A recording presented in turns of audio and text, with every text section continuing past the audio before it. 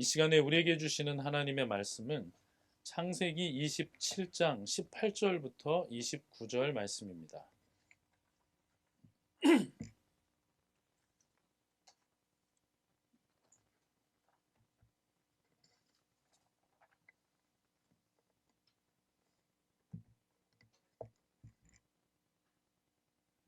창세기 27장 18절부터 29절 말씀입니다.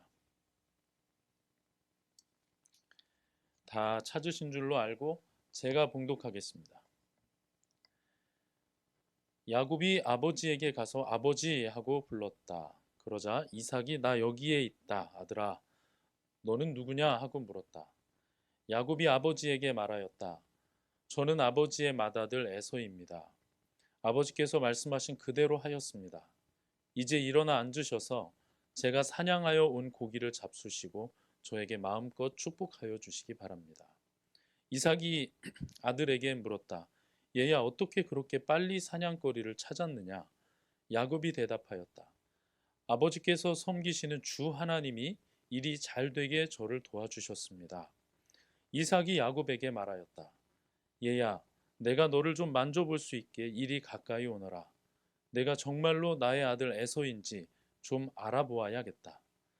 야곱이 아버지 이삭에게 가까이 가니 이삭이 아들을 만져보고서 중얼거렸다. 목소리는 야곱의 목소리인데 손은 에서의 손이로구나. 이삭은 야곱의 두 손이 저의 형 에서의 손처럼 털이 나 있으므로 그가 야곱인 줄 모르고 그에게 축복하여 주기로 하였다. 이삭은 다짐하였다. 내가 정말로 나의 아들 에서냐? 야곱이 대답하였다. 예, 그렇습니다.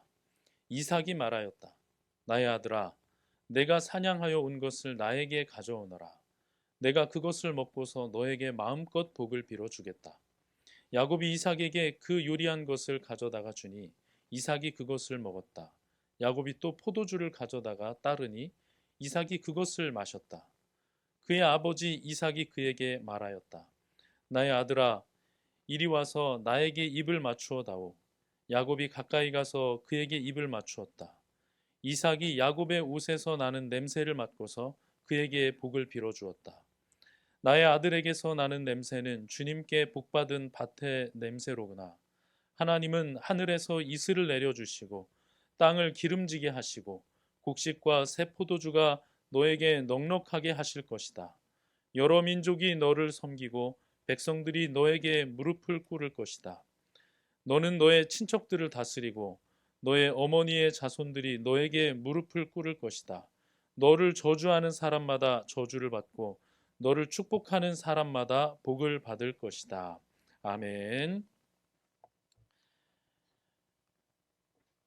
오늘 우리가 읽은 이 말씀은 지난주에 우리가 다루었던 그 내용 중에 한 부분입니다. 지난주에 자격 없는 자들에게도 베푸시는 하나님의 은혜에 대해서 함께 말씀을 나눴는데 오늘은 그 부분을 조금 더 들여다보도록 하겠습니다. 오늘 본문 상황을 앞뒤를 일단은 모른다 치더라도 오늘 부분 읽어보시니까 어떠신가요? 사실 여기 있는 분들은 이 내용을 많이 알죠. 그런데 이 내용을 모르는 분이 이 내용을 읽어본다고 하더라도 불편하죠. 마음이 좋지가 않죠. 왜냐하면 이 내용은 자식이 아버지를 작심하고 속이고 있는 장면이기 때문입니다. 보면 아버지가 계속 정말 그러냐? 정말 그러냐? 정말 네가 애서냐? 라고 묻고 계시는데 그에 대해서 계속 예 그렇습니다. 예 그렇습니다. 형이 털이 많은 사람이니까 몸에다 털 붙이고 가서 만지게 해주고 형이 사냥하러 나간 사이에 형 옷을 입고 가서 형 냄새가 나게 하고 거짓말을 하는데 감히 하나님의 이름을 언급하면서 어떻게 이렇게 사냥을 빨리 했느냐 물어봤더니 아버지가 섬기는 그 하나님이 일이 잘 풀리게 해주셔서 내가 지금 이렇게 빨리 왔습니다. 라고. 정말 두려움이 없이 거짓말을 하는 그런 모습을 보게 되지 않습니까? 읽지 않았지만 27장의 제일 앞부분을 보면 1절을 보면 야곱이 이 아버지 이삭이 눈이 어두워졌다라고 말해요. 이것은 그냥 연세가 들어서 눈이 어두워진 것이기도 하고 또 영적으로 어두워져 있음을 의미하기도 합니다. 성경에서 눈이 어두워졌다라고 하는 것은 영적으로 어두워졌다라는 뜻이거든요. 이 집안이 어떤 집안이라고 했죠?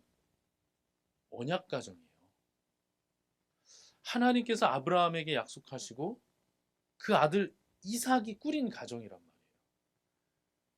모리아 산에서 자기의 생명을 드리기까지 하겠다 했던 그 이삭의 가정이란 말이에요.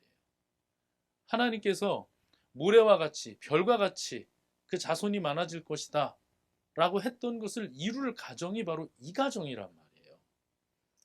그런데 그 언약 가정의 모습을 보면 아버지는 눈이 어두워져 있고요.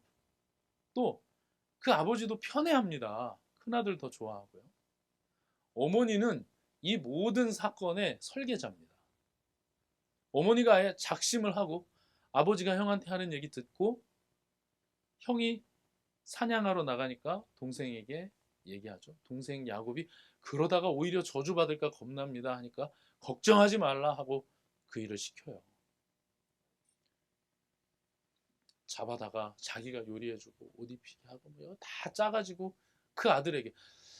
여러분 지금 사냥하러 나간 에서는요 아브라함에게 이스마엘 같은 아들이 아니잖아요. 아브라함에게 이스마엘 같은 아들은 어떤 아들입니까? 약속을 기다리지 못해서 종과 사이에서 인간적인 방법으로 낳은 아들이 이스마엘이잖아요. 에서는 아니에요. 자기 아내에게서 낳은 아들이에요. 그런데 어떻게 리브가가 이러고 있는지 또 어떻게 이삭도 그렇게 편애를 하고 있는지. 아버지는 눈이 어두워져 있고 어머니하고 동생은 아버지를 속이려고 온갖 작전을 짜고 있고 형은 그 뒤에 우리 지난주에 봐서 알지만 내가 동생을 죽이겠다라고 말하잖아요. 그렇게 생각하잖아요. 이것이 과연 언약 가정의 모습이어야 한단 말인가? 이건 언약 가정이 아니라 그냥 콩가루 집안이잖아요. 콩가루 집안. 콩가루 언약 가정. 정말 이 아이러니한 표현 아니겠습니까? 그럼에도 우리는 지난주에 봤죠. 그럼에도 불구하고 자격 없는 자에게 은혜 베푸시기를 그치지 않으시는 하나님의 모습을 우리는 지난주에 봤어요. 얼마나 감사합니까? 이번 주는 같은 이야기인데 조금은 다른 관점에서, 조금 더 큰 관점에서 이 사건을 좀 바라보려고 합니다. 자, 여러분 오늘 등장인물이 몇 명 나옵니까? 방금 읽지 않았고 사냥하러 가서 안 나왔지만 이삭이 있고 리브가 엄마가 있고 에서가 있고 야곱이 있죠. 이렇게 등장인물 4명이 지금 이 가정에서 만들어가는 이야기잖아요. 그런데 여러분 여기 등장인물이 또 있어요. 누구일까요? 한번 잘 생각해 보세요. 누구일까요? 기록되어 있지 않지만 또 있어요. 바로 사탄입니다. 우리가 이 말씀을 보면서 작은 한 가정의 이야기로만 볼 수 없어요. 훨씬 더 큰 관점으로 봐야 돼요. 사실 우리가 지금 어떤 이야기를 계속해서 하고 있죠? 예전부터 아담과 하와가 에덴에서 타락했을 때 하나님께서 최초의 복음을 말씀하시죠. 여자의 후손이 뱀의 후손의 머리를 밟을 것이다. 그래서 지금부터 나오는 모든 이야기들은 창세기 3장 15절에 있는 그 여자의 후손의 이야기라는 것을 알고 있죠. 여자의 후손은 뱀의 후손의 머리를 상하게 하고 뱀은 그 발꿈치를 상하게 할 것이라고 했어요. 이것은 싸움이라는 얘기잖아요. 지금부터 우리가 보고 있는 이야기는 그냥 사람들의 이야기가 아니라 그 뒤에 영적인 배경이 있고 영적인 일들이 벌어지고 있습니다. 지금 이 사건, 언약 가정 안에 깊이 침투한 이 사건, 누가 지금 이것을 만들고 있는 겁니까? 사탄이 하고 있는 거예요. 그래서 에서가 내가 동생 내가 죽이겠다. 41절에 그렇게 나오거든요. 27장 41절. 에서는 아버지에게서 받을 축복을 야곱에게 빼앗긴 것 때문에 야곱에게 원한이 깊어갔다. 그는 혼자서 아버지를 곡할 날이 머지 않았으니 그때가 되면 동생 야곱을 죽이겠다 하고 마음을 먹었다. 자, 동생 야곱을 죽이겠다.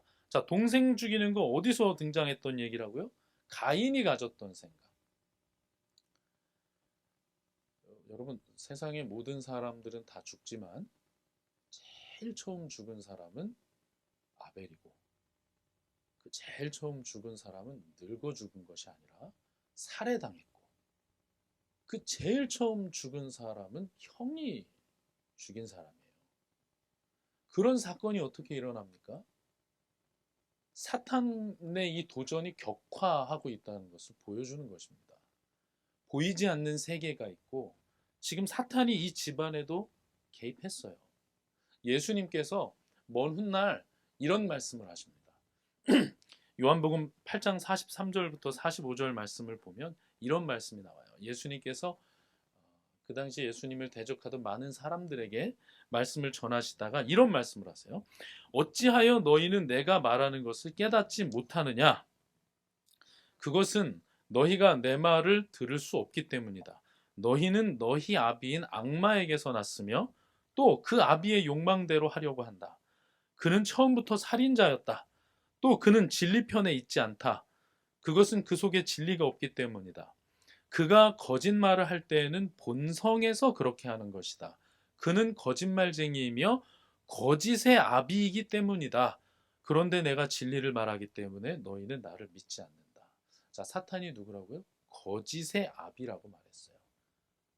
사탄 자체가 거짓말쟁이라고 했어요. 오늘 우리가 본 이 이야기에서 전체를 관통하는 가장 중요한 내용은 거짓말이에요.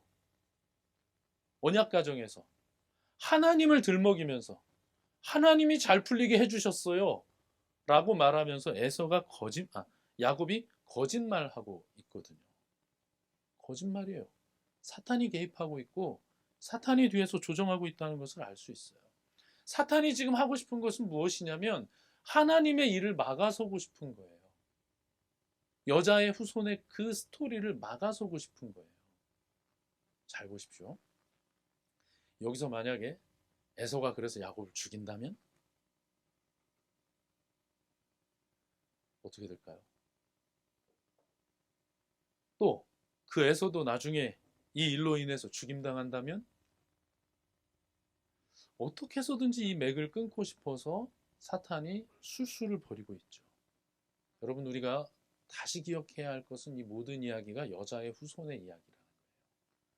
예수 그리스도의 오심과 관계된 이야기라는 겁니다. 자, 그런데 등장인물이 하나 또 있죠. 누굽니까? 하나님입니다. 하나님. 눈에 보이지 않고 글로 적혀 있지 않아도 하나님이 계세요. 그래서 우리가 알고 있지 않습니까? 야곱이 이 일로 인해서 28장에 도망치실 때 누가 다시 야곱 앞에 나타나신다고요? 하나님이 나타나신다고요. 하나님이. 그래서 정말 이삭이 야곱에게 했던 그 축복의 내용을 하나님께서 신실하게 내가 그대로 이행하겠다. 너희 사람들은 하나님의 편에 섰다가 다시 배신했다가 신실한 것 같다가 술수에 휘말리는 것 같다가 온갖 잡다한 모습이 다 있지만 나 하나님은 신실하게 너의 편에 서서 너희를 지킬 것이다. 내가 어디로 가든지 너를 지켜주며 내가 너를 다시 이 땅으로 데려오겠다. 내가 너에게 약속한 것을 다 이루기까지 내가 너를 떠나지 않겠다라고 하나님께서 야곱에게 말씀하시지 않습니까? 뭐예요 이게? 하나님께서 이 모든 이야기 가운데 함께하고 계시다는 거예요. 이것은 한 집안의 이야기가 아니라 하나님의 언약의 이야기이고 예수 그리스도의 이야기라는 것을 또 이 장면에서 하나님께서 말씀하고 있다는 것입니다. 이렇게 보면요. 지금 이 이야기는 하나님 나라 이야기이고 사탄의 도전이고 치열한 전투의 모습입니다. 그러나 사탄이 하나님을 막아설 수 있습니까? 없습니다. 절대 그럴 수 없습니다. 그래서 하나님이 말씀하셨잖아요. 여자의 후손이 뱀의 머리를 상하게 할 것이다 라고 말씀하시지 않습니까? 오늘 우리가 보고 있는 이 사건이요, 계속해서 성경 속에서 반복됩니다. 이스라엘 백성들은 하나님을 섬기는 것 같다가 다시 넘어지고, 하나님은 다시 은혜를 베푸시고, 섬기는 것 같다 넘어지고 은혜를 베푸시고. 우리의 삶하고 똑같다고 그랬죠? 우리의 삶이 그렇거든요. 그런데 그 모든 사건에 있어서 사탄의 방해와 하나님의 승리가 가장 극적으로 드러난 장면이 있으니 그게 바로 예수 그리스도의 십자가 사건입니다. 여러분 알고 있죠? 예수님의 삶이 어땠는지 알고 있죠? 복음서를 보면 예수님의 삶은 어떻습니까? 계속해서 싸우는 삶이에요. 계속해서 미움받는 삶이에요. 돌아다니면서 하나님의 말씀을 전하고 아픈 사람 치유해주고 좋은 말씀, 좋은 일들을 많이 하시지만 계속해서 예수 그리스도를 막아섭니다. 대적들이 막아서요. 결국은 예수님을 핍박하고 조롱하고 정죄하고 죽이죠. 십자가에서 죽입니다. 심지어 빌라도조차 나는 저 사람에게서 죄를 발견할 수 없다고 하고 손으로 물을 씻었어요.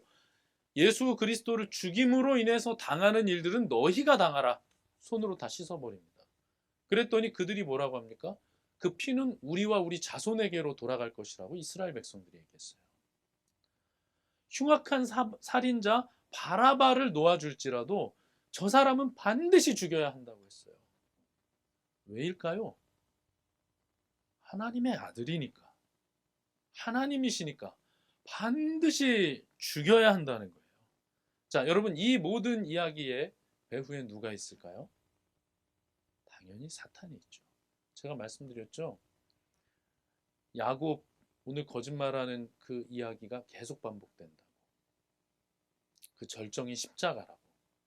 거기에도 그 뒤에는 사탄이 있습니다. 사실 사탄은 그 이전에 예수님을 막아서려고 예수님 앞에 직접 나타난 적도 있어요. 나에게 절하라. 뭐 이걸 만들어 먹어라. 뛰어내려봐라. 해서 예수님을 어떻게 해서든지 막아서려고 했습니다. 그리고 끝내는 예수님을 죽이는 데까지 가죠. 그러나 여러분 어떻습니까?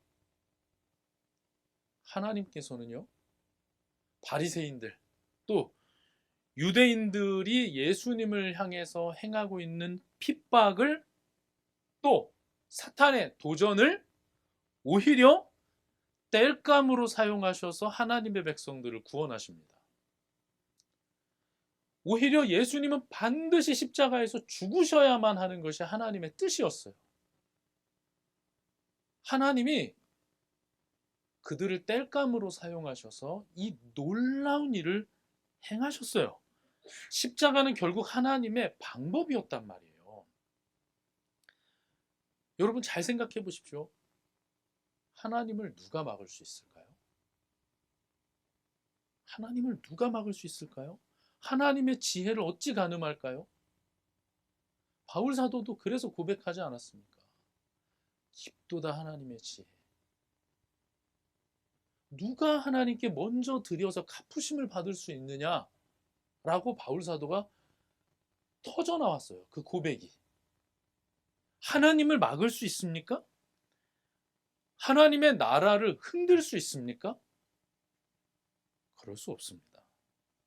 제가 지난주에 우리 각자의 삶을 볼 때 자격 없는 우리이지만 그럼에도 불구하고 은혜 베푸시기를 그치지 않으시는 하나님의 은혜에 대해 봤는데, 오늘은 여러분 한 발 물러나서 역사를 한번 보십시오. 더 크게 보십시오. 어떤 상황에도 이루어지는 하나님의 계획, 그 놀라운 역사를 한번 바라볼 수 있기를 바랍니다.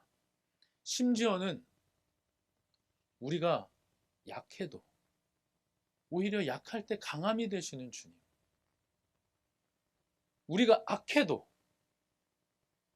오히려 드러나는 하나님의 공의와 거룩하심, 우리가 강한 것 같아도 쉽게 부러뜨리는 하나님의 권능, 아무리 막아서도 막아설 수 없는 하나님, 자격 없는 자에게 은혜를 베푸시는 것이 하나님의 신실하심이고 하나님의 특기인 것처럼 우리가 우리의 자신의 결점과 씨름하고 우리의 죄 때문에 가슴 아파하고 있는 그때도 하나님은 그것을 땔감 삼아서 하나님의 나라를 세우시고 우리에게 은혜 베푸시더라는 것입니다. 이 진리가 우리에게 주는 위로가 참 큽니다. 나의 연약함이, 나의 가난함이, 나의 악함이 막아설 수 없는 하나님, 그 하나님이 나의 아버지이심을, 그리고 그분이 우리의 왕이심을 기억할 때 우리가 받는 위로와 기쁨이 참 크다는 말이죠. 요즘에 이런 말들을 많이 합니다. 이 시대는 교회가 안 된다. 이제 교회의 시대는 지나갔다. 특히 개척교회는 말할 것도 없고 성도가 줄어간다. 젊은이들이 사라져간다. 예배가 흔들린다. 그래서 저도 지금 그 책을 보고 있는데 2023년도 예상하고 분석하고 이제 2024년도 예상하고 분석하고 통계를 가지고 근거를 가지고 얘기합니다. 이 세상 사람들이요, 이제 교회가의 시대가 아니다, 개척이 되지 않는다라고 하는 말은 터무니없는 말이 아니라 일리가 있는 말이에요. 1980년대는 깃발만 꽂아도 천막만 쳐도 교회가 되는데 2023년에는 그게 아니다라고 말하고 있는 것이 다 나름의 데이터를 가지고 얘기하는 것이고 나름의 연구를 해서 또 경험적으로 말하고 있는 것입니다. 그런데 여러분, 이 내용을 꼭 기억하십시오. 우리가 첫 예배 때 고백한 것이 무엇입니까? 첫 예배 때 우리는 고백했어요. 우리의 비전보다 더 소중한 것은 교회의 주인이 누구이시냐를 기억하는 것이다 라고 고백했습니다.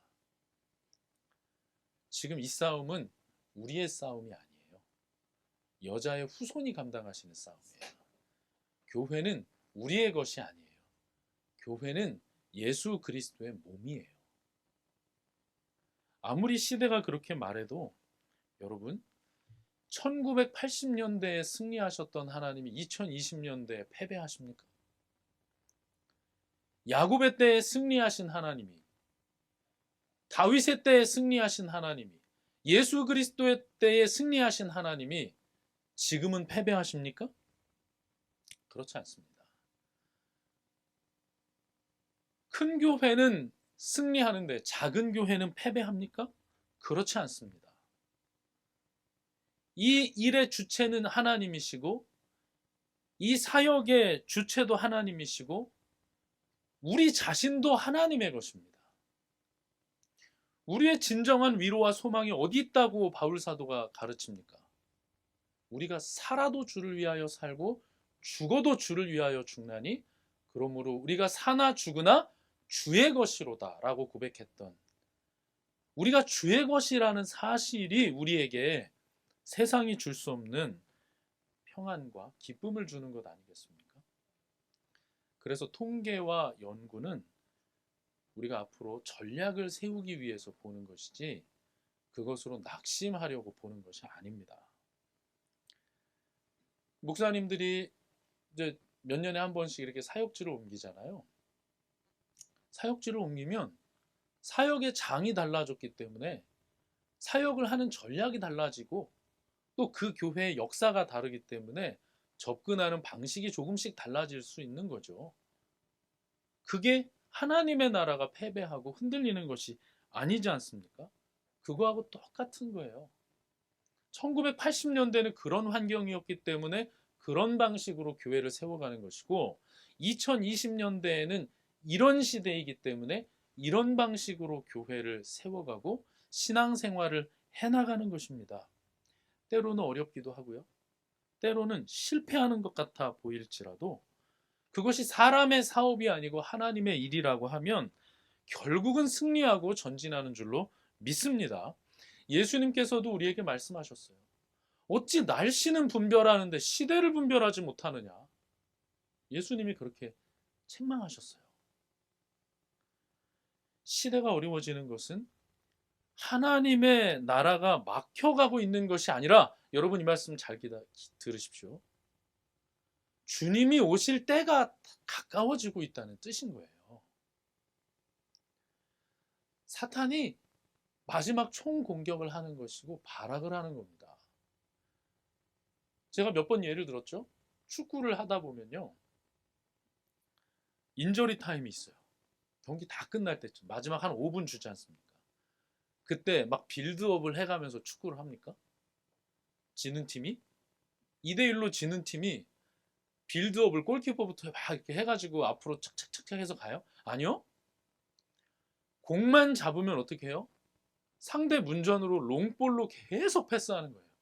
어떻게 해서든지 상대의 실수를 유도하고, 어떻게 해서든지 머리에 맞고 떨어지는 거 어떻게 해서든지 한번 차보려고. 그래서 축구 경기가 끝날 즈음에 인저리 타임이 되면 오히려 이기고 있는 팀 문전에서만 공이 노는 거예요. 여러분, 시대가 어려워지고 있습니까? 역사의 인저리 타임이에요. 하나님이 지고 있는 것이 아니라 이제 곧 주님께서 오신다는 거예요. 교회의 성공은 어디에 있습니까? 때를 얻든지 못 얻든지 복음을 전하는 그 자체에 있는 겁니다. 개척이 안 되는 시대입니까? 맡은 자에게 구할 것은 충성이라고 했습니다. 하나님께서 우리에게 충성하기를 기대하신다는 것을 기억하고 그런 삶을 살 수 있기를 바랍니다. 제가 이번에 컨퍼런스 다녀와서 고백했잖아요. 여러분, 경배와 찬양 시간에 확실하게 알았어요. 야, 하나님을 사랑하고 헌신하는 종들이 이렇게 많다니. 내 눈에 보이지 않아서 몰랐을 뿐 하나님께서 하고 계시는 역사가 여기저기서 이렇게 폭발적으로 일어나고 있다니. 한국 교회는 약하지 않다. 언제든지 하나님이 나가라고 하면 뛰쳐나갈 하나님의 장수들이 이렇게 많다. 주 안에서 사랑하는 형제 자매 여러분, 한국 교회는 약하지 않습니다. 아니요, 모든 교회는 약하지 않습니다. 교회의 능력과 영광은 원래 주님께만 있기 때문입니다. 그러므로 우리가 어떤 능력을 갖추었느냐보다 우리가 어느 편에 서 있느냐가 훨씬 중요합니다. 여러분, 어느 편에 서 있습니까? 우리의 삶은 지금 어느 편에 서 있습니까? 우리의 삶은 누구를 두려워합니까? 우리의 삶은 무엇을 의지하고 있습니까? 세상은 일시적으로 견고한 것 같으나 반드시 무너집니다. 제가요, 역사를 공부하면서 진짜 깨달은 게 있어요. 세상의 대제국은 흔적도 없이 무너져요. 세계에서 가장 컸던 도시들을요, 발굴해야 돼요. 세계에서 가장 컸던 성도, 궁궐도 모퉁이에 있는 기둥 자국만 남아있어요. 어떻게 그런 일이 벌어질까요? 여러분, 세상의 수많은 나라들이요, 애굽, 아수르, 바빌론, 페르시아, 헬라, 로마, 몽골, 모든 나라들이 다 무너집니다. 우리가 상상할 수 없을 정도로 크고 강한 나라들이었어요. 그래서 다니엘에게도 하나님께서 그 환상 보여주셨지 않습니까? 그 신상을 깨는 환상. 뜨인 돌, 하나님의 나라, 세상의 나라는 무너지고 흔들려도 하나님의 나라는 결코 흔들리지 않는다는 것. 그래서 하박국 선지자가 이렇게 예언했어요. 우리 그 부분 함께 읽어보겠습니다. 자, 하박국 2장 13절부터 14절입니다.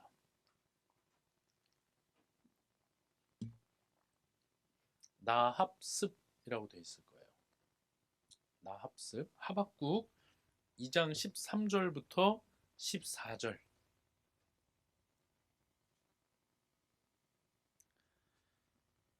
하박국 선지자가 이제 하나님의 백성들을 괴롭히는 자들, 괴롭힐 자들, 그들을 향해서 예언한 것인데요. 이렇게 예언합니다. 우리 다 찾으셨으면 한 목소리로 읽어봅시다. 내가 백성들을 잡아다가 부렸지만 그들이 애써 한 일이 다 헛수고가 되고 그들이 세운 것이 다 불타 없어질 것이니 이것이 바로 나 만군의 주가 하는 일이 아니겠느냐. 바다에 물이 가득하듯이 주의 영광을 아는 지식이 땅 위에 가득할 것이다. 아멘. 그래서 하박국서의 마지막에서 하박국 선지자는 이런 고백을 해요. 무화과에 과일이 없고 포도나무에 열매가 없을지라도 올리브 나무에서 딸 것이 없고 밭에서 거두어 드릴 것이 없을지라도 우리의 양이 없고 외양간에 소가 없을지라도 나는 주님 안에서 즐거워하련다. 나를 구원하신 하나님 안에서 기뻐하련다. 아멘. 아멘. 이 고백이 우리의 고백이 되기를 바랍니다. 하박국이 했던 예언이 우리의 시각이 되기를 바랍니다. 그러므로 한 영혼을 바라보는 마음과 영원을 바라보는 안목이 함께 우리에게 있길 바랍니다. 곁에 있는 사람을 소중히 여기는 마음과 세상 끝을 바라보는 지혜, 역사의 끝을 바라보는 지혜가 우리 가운데 함께 있기를 하나님께 구하시기 바랍니다. 골방에서 아버지께 아픔을 토하는 그런 자세와 역사의 주인을 바라보고 섬기는 전율이 우리 가운데 함께 있기를 소망합니다. 나의 삶이 비록 비루하게 여겨질지라도 그 삶 속에서 보이지 않는 모습으로 임재하여 계시는 주님을 바라보는 그런 감격이 우리 가운데 함께 있기를 간절히 소망합니다. 여기에 낙심한 우리에게, 힘겨워하는 우리에게 주시는 주님의 진정한 위로가 있는 줄로 믿습니다. 그 믿음 가지고 주님 안에서 승리하는 저와 여러분들 될 수 있기를 간절히 축원합니다.